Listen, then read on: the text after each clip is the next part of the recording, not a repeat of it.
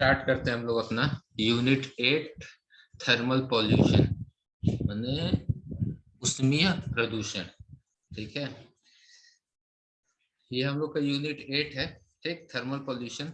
Thermal pollution में हम लोग को क्या क्या पढ़ना है? तो पहला चीज तो हम लोग यही पढ़ेंगे कि थर्मल पॉल्यूशन क्या होता है। ठीक, उष्मीय प्रदूषण क्या होता है। उसके बाद हम लोग पढ़ेंगे उष्मीय प्रदूषण के स्रोत। उसके बाद हम लोग जो टॉपिक पढ़ेंगे वो टॉपिक है थर्मल प्रदूषण के हानिकारक प्रभाव। और उसके बाद इस चैप्टर का लास्ट टॉपिक होगा कि थर्मल प्रदूषण पे कैसे नियंत्रण पाए।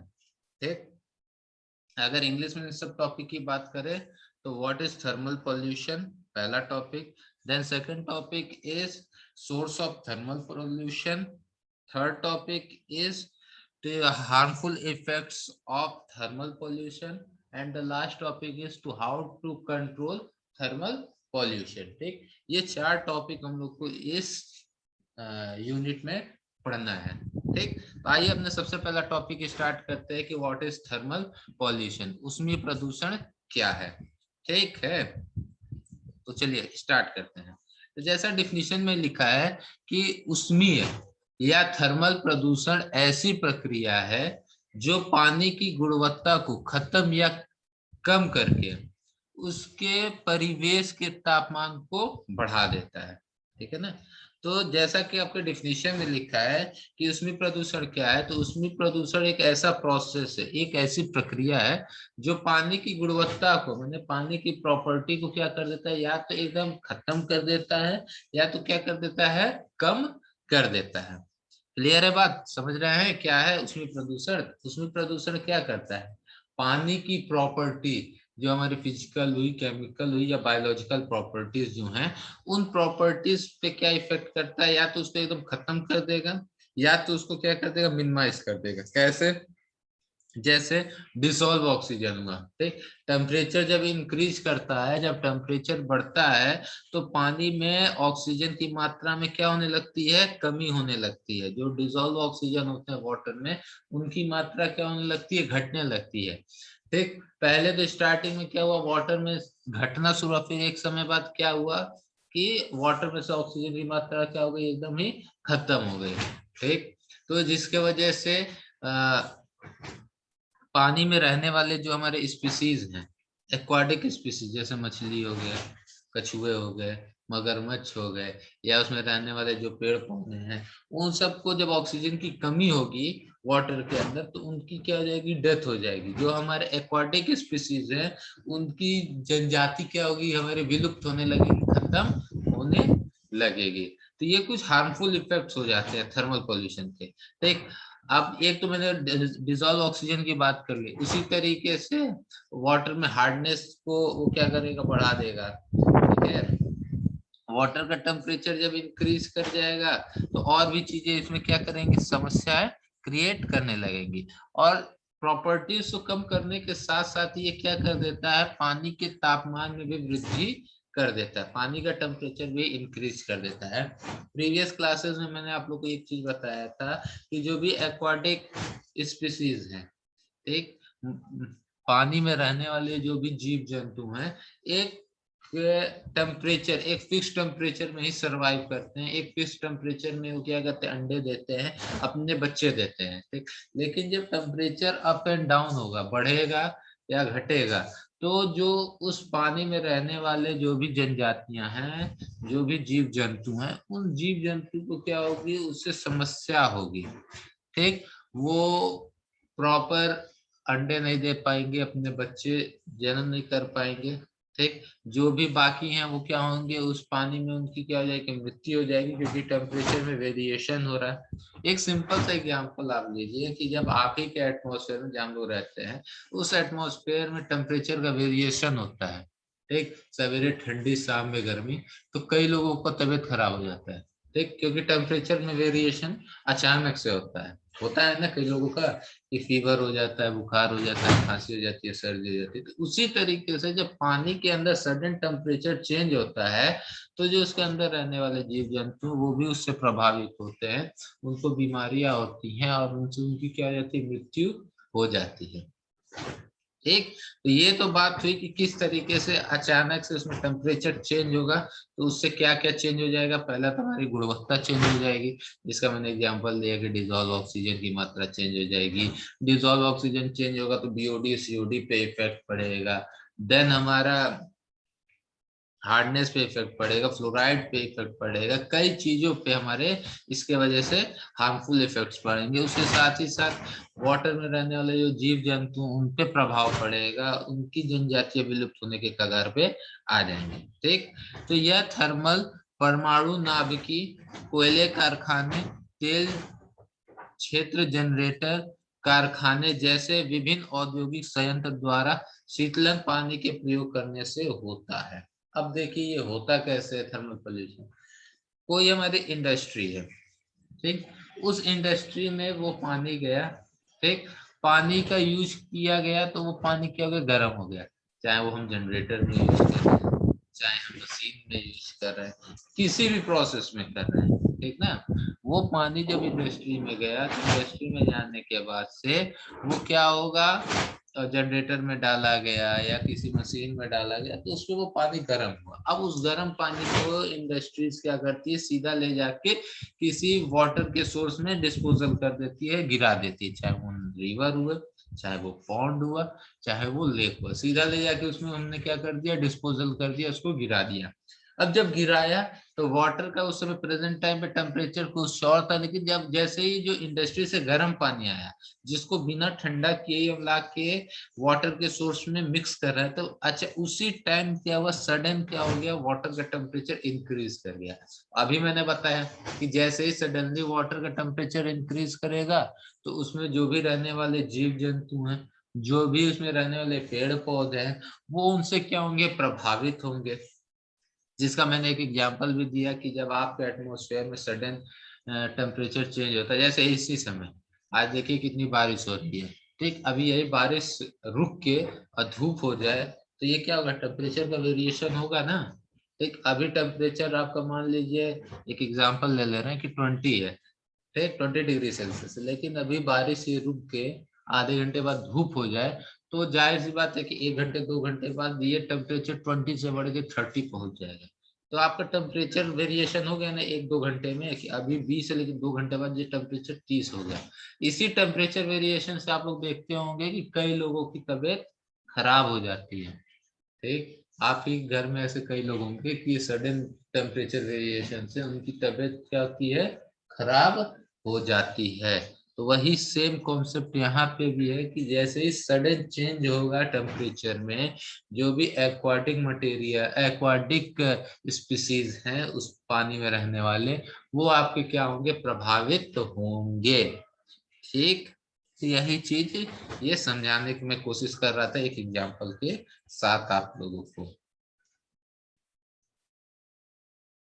ठीक, अगर यही चीज पेपर में अगर पूछ देता है कि थर्मल पॉल्यूशन क्या है, एक्सप्लेन थर्मल पॉल्यूशन, ठीक, या थर्मल पॉल्यूशन का डेफिनेशन लिखी, तो कैसे आप लोग लिखोगे, सिंपली कि उसमें या थर्मल प्रदूषण ऐसी प्रक्रिया है जो पानी की प्रॉपर्टी, प्रॉपर्टी बोले तो गुणवत्ता को या तो खत्म कर देता है या तो क्या कर देता है, कम कर देता है, और साथ ही साथ पानी के तापमान में अचानक से वृद्धि कर देता है। ठीक, जिससे कि उस पानी में रहने वाले, उस जल में रहने वाले, ठीक, जिससे कि उस जल में रहने वाले जो भी जीव जंतु है उनको क्या करता है, प्रभावित करता है। ठीक, सिर्फ यहाँ जल की बात नहीं होगी, थर्मल पॉल्यूशन का मतलब कि सिर्फ जल से ही मतलब यहाँ नहीं है, जो आपके एटमॉस्फेयर में टेम्परेचर इंक्रीज कर रहा है। आजकल देख रहे होंगे आप लोग कि ग्लोबल वार्मिंग से किस तरीके से टेम्परेचर में वेरिएशन है, ठीक, टेम्परेचर किस तरीके से गर्म होते जा रहा है, ये भी आपके थर्मल पॉल्यूशन के अंतर्गत ही आएगा। ये सिर्फ मैंने एक पानी का एग्जाम्पल लेके चले हैं, जल का एग्जाम्पल लेके चले हैं, ठीक है ना। ऐसा नहीं है कि सिर्फ जल में ही होता है थर्मल पॉल्यूशन, जो आपके एटमॉस्फेयर में इस समय चेंजेज हो रहे हैं, सडन चेंजेज हो रहे हैं टेम्परेचर के। गर्मी की सीजन बढ़ती जा रही है और ठंडी की सीजन क्या होती जा रही है, कम होती जा रही है। ये भी थर्मल पॉल्यूशन का ही नतीजा है, ग्लोबल वार्मिंग का ही नतीजा है। एक क्लियर है बात। थर्मल पॉल्यूशन उम्मीद कर रहे हैं कि डिफिनीशन अगर पेपर में पूछ देता है तो आप लोग लिख ले जाओगे। ठीक, एक मैंने वाटर का एग्जांपल लेके चला है। ठीक, इसी तरीके से आपके एटमॉस्फेयर में जैसे कि कहीं जनरेटर चल रहा है, ठीक, जहाँ जनरेटर चल रहा है तो जनरेटर के आसपास भी क्या होगा, बहुत सारे हीट प्रोड्यूस होंगे। ठीक, उस हीट प्रोड्यूस होने से भी वहां पे क्या होगा कि थर्मल पॉल्यूशन होगा, क्योंकि वहां के टेम्परेचर में क्या हो जाएगा, सडन चेंजेज आ जाएंगे, तापमान क्या हो जाएगा, बढ़ जाएगा। ठीक है।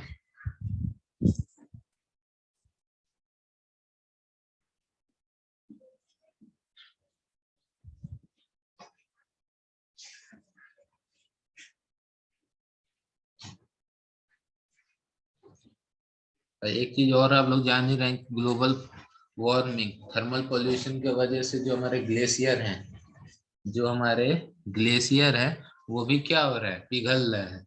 जिसके वजह से जो फ्रेश वाटर का सोर्स है बहुत तेजी से हमारा खत्म हो रहा है। वो ग्लेशियर पिघल के क्या रहा है, समुद्र में जाके मिल जा रहा है। समुद्र हम पीने के योग्य में पानी, समुद्र के पानी को पीने के योग्य नहीं होता, क्योंकि उसमें सॉल्ट की मात्रा बहुत ज्यादा होती है। उस पानी को हम पी नहीं सकते हैं। पीने के लिए हमारा ग्लेशियर एक बहुत बड़ा सोर्स है फ्रेश वाटर का, लेकिन ग्लोबल वार्मिंग थर्मल पॉल्यूशन की वजह से वो सोर्स भी आपका बहुत तेजी से खत्म हो रहा है, क्योंकि टेम्परेचर इंक्रीज कर रहा है। टेम्परेचर इंक्रीज कर रहा है तो जो भी हमारे ग्लेशियर वो भी क्या हो रहा है, मेल्ट हो रहे हैं तेजी से। ठीक, और तेजी से मेल्ट होकर क्या कर रहे हैं, जाके आगे समुद्र में मिक्स हो जा रहे हैं। ठीक, रिवर के जरिए। ठीक है, तो ये था थर्मल पॉल्यूशन का डेफिनेशन। समझ रहे होंगे आप लोग थर्मल पॉल्यूशन का डेफिनेशन बढ़िया से।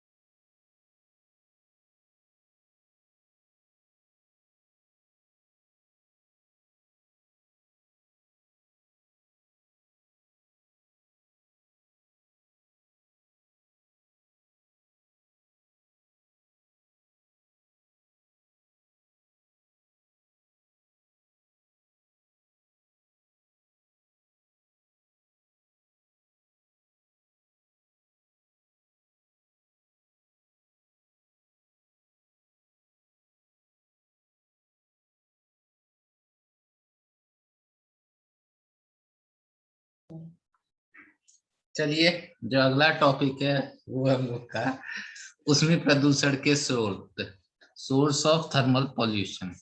ठीक है, जो हम लोग का नेक्स्ट टॉपिक है वो क्या है, सोर्स ऑफ थर्मल पॉल्यूशन। कि थर्मल पॉल्यूशन के ऐसे क्या स्रोत है जिसके वजह से ये पॉल्यूशन इंक्रीज कर रहा है। तो कई सोर्स हैं, जैसे विद्युत उत्पाद संयंत्र, ठीक, उसके बाद औद्योगिकरण, फिर है जंगल का कटाव, फिर यातायात, जनसंख्या और नाभिकीय विस्फोट एवं प्रदूषण। ठीक, तो बारी बारी से देखते हैं। तो सबसे पहला हमारा क्या है, विद्युत उत्पादन संयंत्र। ठीक है, इलेक्ट्रिसिटी जहाँ पे हम क्या करते हैं, प्रोड्यूस करते हैं। देखिए, जब इलेक्ट्रिसिटी प्रोड्यूस करते हैं तो वहां पे बड़े बड़े हमारे क्या होते हैं, जनरेटर लगे रहते हैं, बड़े बड़े क्या होते हैं, इक्विपमेंट लगे रहते हैं। ठीक, और देन जब हम लोग बिजली प्रोड्यूस करते हैं तो उस समय वहां पे लार्ज अमाउंट में हीट जनरेट होता है। ठीक, क्योंकि जनरेटर आपका गर्म होता है तो क्या होता है, हीट प्रोड्यूस करता है। ठीक, उस हीट के वजह से वहां के आसपास का टेम्परेचर में क्या होता है, वेरिएशन आता है। समझ रहे हैं बात को ना, कि उसके वजह से क्या होता है, आसपास का जो टेम्परेचर है उसमें हमारा क्या होता है, वेरिएशन होता है। वेरिएशन इन सेंस की सडन टेम्परेचर हमारा क्या करता है, इंक्रीज कर जाता है। ठीक, तो जिसकी वजह से वहां आसपास के लोगों को क्या होती है, उसका हार्मफुल इफेक्ट देखने को मिलता है। ठीक, अब देखिए उस जनरेटर में हम क्या करते हैं, वाटर डालते हैं, पानी। ठीक, जनरेटर को ठंडा रखने के लिए। अब उस पानी को हमने क्या किया, निकाला और डायरेक्ट ले जाके फ्लो कर दिया किसी न किसी रिवर में।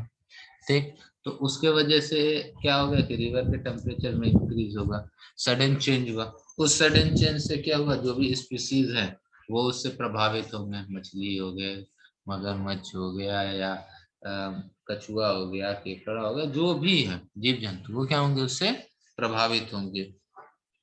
ठीक, तो समझ में आया किस तरीके से विद्युत उत्पादन संयंत्र जो हम लोग का है, जिसमें से इलेक्ट्रिसिटी प्रोड्यूस होता है, जो इलेक्ट्रिसिटी को प्रोड्यूस करता है, वो किस तरीके से हार्मफुल इफेक्ट हम लोग पे डाल रहा है।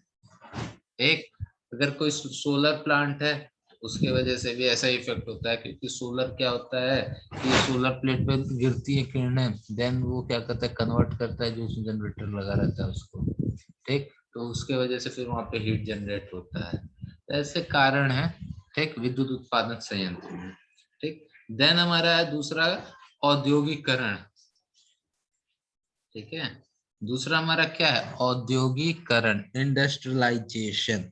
इंडस्ट्रियलाइजेशन हमारा पॉल्यूशन का सबसे बड़ा सोर्स है, चाहे वो एयर पॉल्यूशन हो, चाहे वो वाटर पॉल्यूशन हो, चाहे वो सॉइल पॉल्यूशन हो, चाहे सॉलिड वेस्ट पॉल्यूशन हो, चाहे थर्मल पॉल्यूशन हो, चाहे रेडियो एक्टिव पॉल्यूशन हो। जो हमारा इंडस्ट्रियलाइजेशन है, मोस्ट सबसे बड़ा कारण है, ठीक, पॉल्यूशन का। किस तरीके से अब इंडस्ट्री में पॉल्यूशन इंक्रीज कर रहा है, थर्मल पॉल्यूशन। अब देखिए थर्मल पॉल्यूशन कैसे इंडस्ट्री में इंक्रीज कर रहा है, कि जो भी इंडस्ट्री में इक्विपमेंट है, ठीक, जो भी मशीनरी है, वो मशीनरी जब रन करती है, चलती है, तो वो क्या करती है, हीट जनरेट करती है। ठीक, आप लोग गौर भी किए होंगे, कोई मशीनरी चल रही है, चाहे आप वर्कशॉप में ही अपने लिफ्ट मशीन को यूज किए होंगे, तो देखेंगे लिफ्ट मशीन चलती है तो उसमें उसके थोड़ी देर बाद जब ज्यादा चलती है तो उसमें से हीट निकलने लगती है। ठीक, तो उस हीट, अब एक लिफ्ट मशीन है, उसी तरीके से कोई इंडस्ट्री होगी तो वहाँ पे हजारों लिफ्ट मशीन होंगी जहाँ पे प्रोडक्शन का काम चलता होगा। ठीक, तो उससे क्या होगा कि एक लिफ्ट मशीन जहाँ हीट जनरेट करे तो उसे हल्का सा इफेक्ट पड़ा, तो जब हजारों लिफ्ट मशीन हीट जनरेट करेंगे एक साथ, तो आपको सोचिए कितना टेम्परेचर वेरिएशन होगा। ठीक, किस किस तरीके से टेम्परेचर में क्या होगा, आपके वेरिएशन होगा। ठीक, अब वो टेम्परेचर वेरिएशन क्या करेगा, आपके एटमॉस्फेयर पे भी हीट में क्या कर देगा, बढ़ोतरी लाएगा, जिसके वजह से आसपास का टेम्परेचर इंक्रीज करेगा, जो ग्लोबल वार्मिंग हम जिसको कह रहे हैं सर, जिसकी वजह से ग्लेशियर मेल्ट करने लग रहे हैं। ठीक, वाटर का जो फ्रेश सोर्स है वो हमारा क्या हो रहा है, धीरे धीरे कम होते जा रहा है। ठीक है ना, सडन टेम्परेचर चेंज की वजह से वहां पे लोगों को विभिन्न विभिन्न तरीके की बीमारियां होने लग रही हैं। ठीक, अब हमने क्या किया, ये तो वहां पे जो मशीनरी चल रहा था तो चल रहा था, अब वहां से जो वेस्ट वाटर निकल रहा है वो वेस्ट वाटर को हम ले जा रहे हैं, डिस्पोजल कर रहे हैं लेक में, या वाटर के कोई भी सोर्स हो गया, चाहे रिवर, लेक, पॉन्ड, सी, जो भी हमारा सोर्स है। ठीक। अब जो रिवर में वाटर डिस्पोजल कर रहे हैं, अब उस वाटर का भी तो टेम्परेचर ज्यादा होगा, क्योंकि वो क्या कहते हैं, जो भी वाटर उन सभी इक्विपमेंट से होते हुए गुजर रहे हैं। ठीक। अब जैसे एक चीनी मिल है, शुगर मिल, या शुगर मिल छोड़िए, शुगर मिल के बगल में आप लोग सरदार नगर देखे होंगे, तो वहाँ पे क्या है, शराब का भी कारखाना है। ठीक। तो जब वहां पे प्रोडक्शन का काम होता है तो वाटर उसमें से निकलता है। ठीक। तो जब उस मशीनरी में से वाटर निकलता है तो उस वाटर का भी टेम्परेचर बहुत ही ज्यादा होता है। ठीक। अब उस वाटर को भी हमने ले गया सीधा क्या किया, रिवर लेक में डिस्पोजल किया, तो उसके वजह से भी सडन चेंज हो गया वाटर में। और फिर वही चीज होगा कि जब सडन चेंज होगा वाटर में, तो जो भी हमारे नदियों में, पोखरों में, या तालाबों में, या समुद्रों में रहने वाले जनजाति हैं, जीव जंतु हैं, उस पे क्या होगा, उसका बुरा इफेक्ट पड़ेगा, उसका बुरा प्रभाव पड़ेगा, उस पे उनका हानिकारक प्रभाव पड़ेगा। ठीक।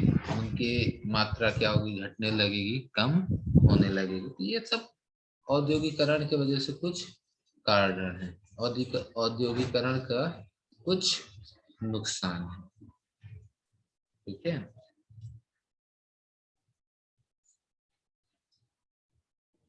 औद्योगिकरण की वजह से आप लोग समझ ही गए होंगे कि कैसे नुकसान हो रहा है, फिर विद्युत उत्पाद संयंत्र से आप लोग समझ ही गए होंगे कि क्या नुकसान हो रहा है। चलिए, अब आगे बात करेंगे जंगल के कटाव का।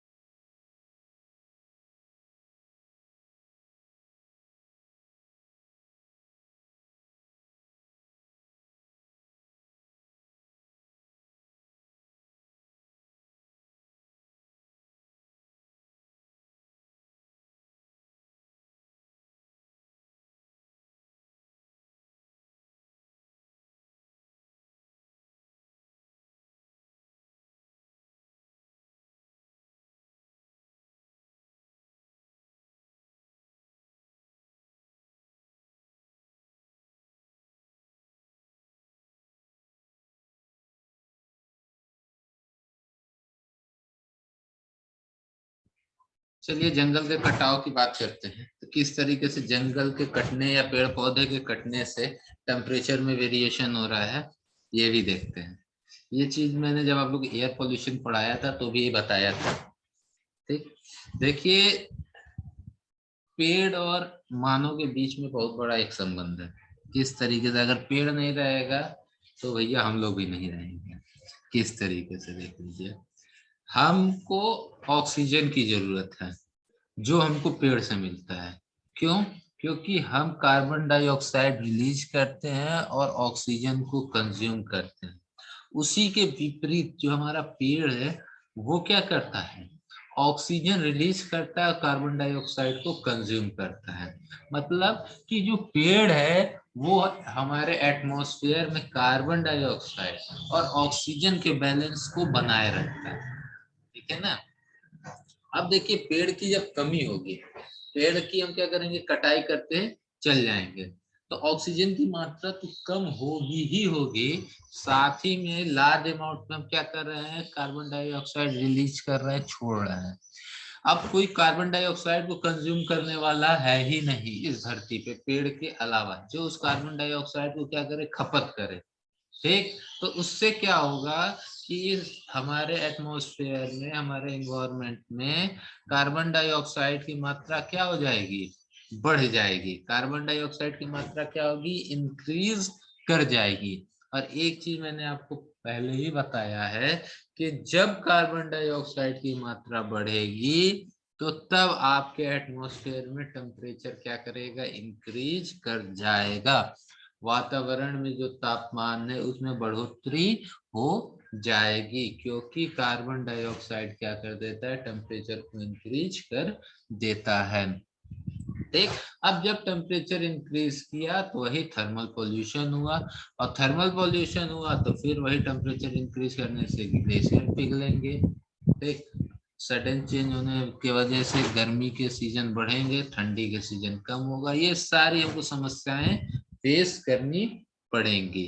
ठीक, इसीलिए पेड़ की कटौती हमको कम करनी चाहिए और ज्यादा से ज्यादा अपने घरों के आसपास हरियाली रखनी चाहिए, क्योंकि जब पेड़ पौधे रहेंगे तो आपके आसपास का एटमॉस्फेयर क्लियर रहेगा, साफ रहेगा, ठंडा रहेगा, और पास में ऑक्सीजन की मात्रा भी पर्याप्त मात्रा में बनी रहेगी, जिसके वजह से हमको सांस लेने में किसी भी प्रकार की समस्या नहीं आएगी। समझ रहे हैं बात को आप लोग ना, कि क्यों हमारा पेड़ जरूरी है। और पेड़ की एक और क्वालिटी होती है कि ये वाटर सॉरी एयर को प्योरीफाई भी करता है, साफ भी करता है। देन अब हम आते हैं यातायात पे।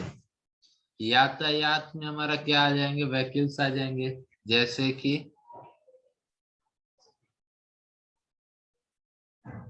कि हमारे कार हो गए, ट्रक हो गया, ट्रेन हो गया, एरोप्लेन हो गया।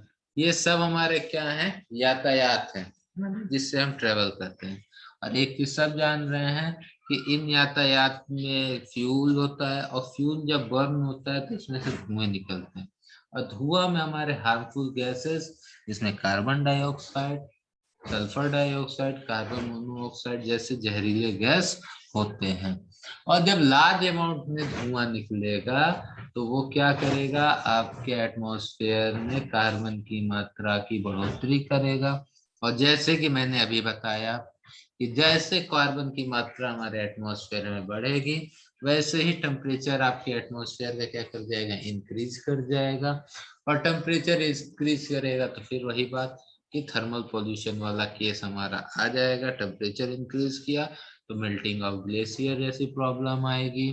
ठीक, ऑक्सीजन की मात्रा कम होने लगेगी, पानी की गुणवत्ता बदलने लगेगी। ठीक, ऐसी ढेर सारी समस्याएं आने लगेंगी। ठंडी की मौसम कम होगी, गर्मी की मौसम बढ़ जाएगी। ऐसे दुनिया भर के प्रॉब्लम हमको फेस करने पड़ जाएंगे। ठीक है, बात क्लियर हो गई होगी ये भी। अब हम लोग आते हैं जनसंख्या पे।